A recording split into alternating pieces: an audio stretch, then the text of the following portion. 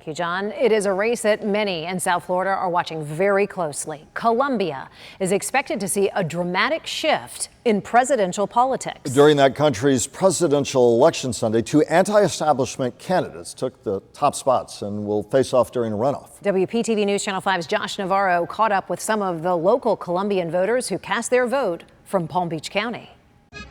Hundreds of Colombian Americans in Palm Beach County cast their vote for their home country's presidential election at El Supermercado Bodegón in Lake Worth Beach on Sunday. Out of the 6 candidates running, leftist and former guerrilla fighter Gustavo Petro came on top with 40%, and outsider populist businessman Rodolfo Hernandez with 28%, all promising various degrees of change amid rising inequality, inflation, and violence. Local Colombianos who voted, like Claudia MENDOZA of Delray Beach, explains that Sunday's results are sending a strong message of change. The two candidates who are coming for the second part of the election are not part of the traditional parties, which is absolutely great because that means the people are changing after 212 years of the same people, the same parties. Hernandez didn't participate in the country's debates or ran in the primary, but came in second. Well, it was a total surprise. Claudia Levy says Hernandez gained momentum through social media videos like on TikTok and anti-corruption promises.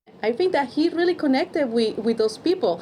And I think the biggest challenge was to translate those followers on these digital platforms into voters, and he managed to do that yesterday. Gustavo Petro has promised to make significant adjustments to the country's economy, including tax reform, and to change how Colombia fights drug cartels and other armed groups. But for other local Colombians, like YAHAIRA Gonzalez of West Palm Beach, she's concerned he could drive the country into socialism. Y obviamente para nosotros, Petro representa eso. Petro representa lo que no queremos que nos pase lo de otros países. Now the people are tired of corruption, of bad government, and this is the time to change. And we need to give other people opportunities to make that change. Since both candidates didn't reach the threshold to be elected, there will be a runoff on June 19th.